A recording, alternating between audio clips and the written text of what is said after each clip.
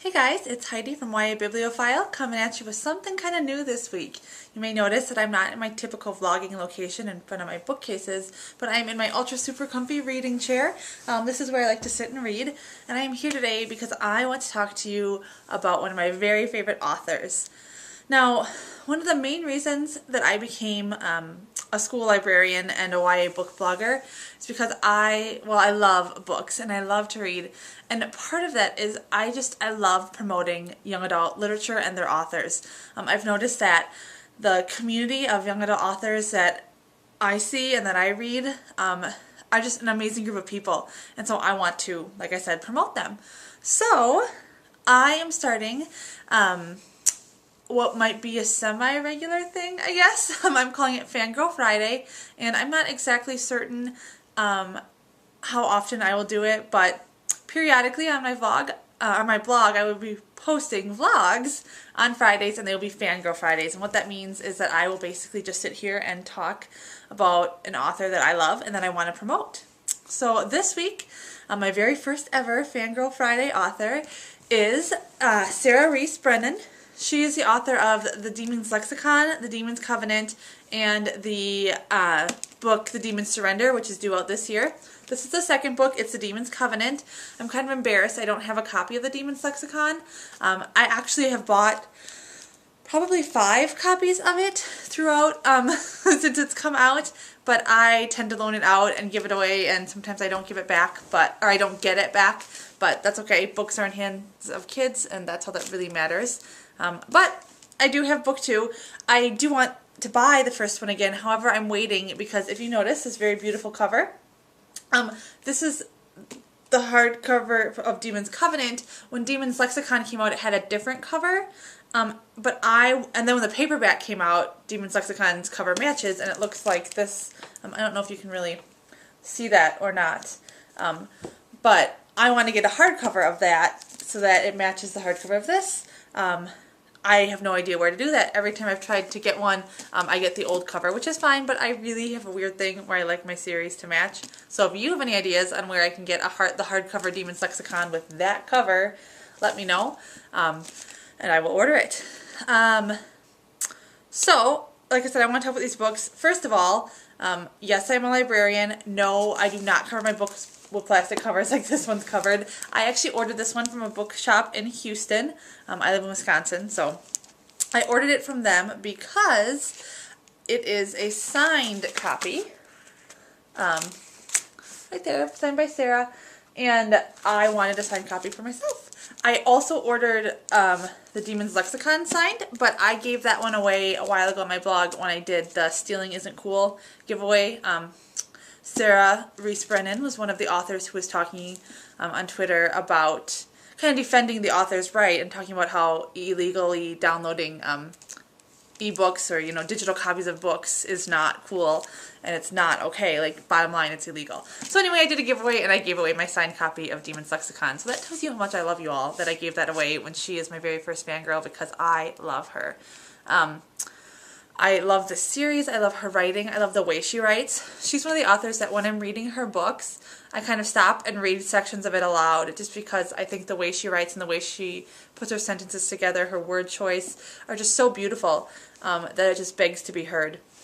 So I will be reading a couple sections of this book aloud, just a couple paragraphs to you, so that you can get a feel of that. But before I do, I want to tell you a little bit about the book.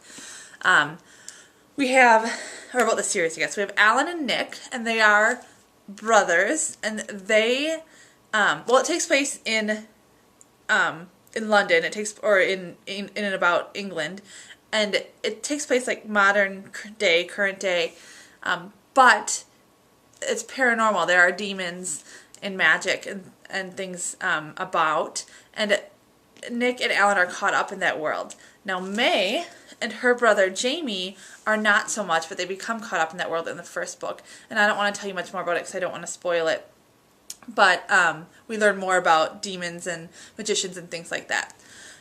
This second book, The Demon's Covenant, is told from May's perspective. This is actually Sin on the cover. Sin is one of the other female leads. She narrates the third book, The Demon's Surrender. I really love that each book is narrated by a different character and from a different perspective. I think that makes it really unique, and you get to know more about the characters and more about the situation. I think you get a more complete view of what's going on in their world because you have different narrators. It's not always the same person telling the story. So yeah, on the Demon's Lexicon, Nick is on the cover. I have a total crush on Nick. Tall, dark, and soulless. Sign me up. Demon's Covenant is Sin on the cover, even though May's telling the story, and then Sin tells the demon surrender, and on the US cover it will be Alan. So Alan finally gets some FaceTime. So without further ado, I will read you some of those passages that I was telling you about with her writing. The first one is May was going out with some friends. They're in kind of a dodgy part of town, and she hears from her friends that her brother Jamie has been seen out and about around this part of town, and Jamie's not exactly the toughest guy around. So she gets a little worried, and it says, May had walked around Burnt House Lane at night plenty of times before, stumbling out of clubs with a guy who always turned out to be less interesting in the light of day. It was different now, alone, and with the night air running cool, sharp fingers along her bare shoulders, her whole body tense. The moonlight was casting spiderweb graffiti on already scrawled-on walls, and the night was full of potential danger. People who thought it was funny to write "Gaz was here" on the walls might think it was funny to hurt Jamie. May was almost stumbling in her hurry through the night, so intent on her search that she put her foot into a slimy puddle. The plastic bag, half sunk in the dirty water, clung to her laces as if it was a drowning swimmer. She shook her foot until it slipped off and into its watery, oily grave. I just really love that. I mean, kind of gross, right? We've all seen plastic bags and how they get kind of slimy in the puddles and they stick to everything.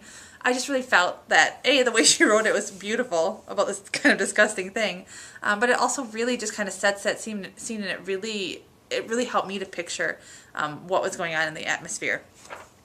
The next scene is about 15 pages later, and May thinks that Jamie might be into some stuff and into some trouble, and so she calls Nick and Alan to come back, and they pull up outside the house, and May is looking out the window, and she sees Alan get out, and Alan has a slight limp, and she notices that when he walks, he looks harmless, which is a complete deception, and then she starts talking about Nick, and she says, Nick never looked harmless. He never tried.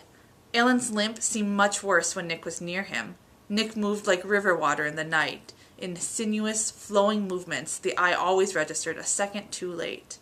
He had a grace that was terrible to watch. He moved, and a voice in your head whispered that if he went for your throat, you wouldn't even see him coming. May could feel her heart beating too fast, and her cheeks burning. She was furious with herself for being such an idiot. She went downstairs and told herself with every step that she was fine, that she had called them because she needed help, that she hadn't particularly wanted to see either of them. She prepared a number of calm and practical things to say. When she opened the door and saw their faces, she forgot them all. So I just love that. Sarah Rees Brennan also on her website has a number of short stories and kind of bonus content posted there that you can see. I follow her on Twitter. She's very clever. I follow her blog. And like I said, I love her writing. She seems like a really great person. I love the things she has to say. I would highly, highly, highly recommend checking these books out. Buy a copy, go to the local library. If you're not sure, like I said, she has free short stories on her website. I will put links to that. And you should definitely check it out because she is a really phenomenal voice in young adult literature, and I am so looking forward to seeing what else we will see coming from her. I'm super excited for The Demon's Surrender to be released. I'm kind of in denial that it's the last one in this trilogy, so I hope that she's got something else in the works. If you have read any of her books or have any questions or comments, leave them below. And like I said, I will link to her website, her blog, as well as the bonus content that she has where you can read some of her writing. So thanks for stopping by. I hope you kind of like this. Like I said, I'm not sure how often I'll be doing my Fangirl Fridays. It might be every week. It might be once a month. We'll see. Let me know what you think.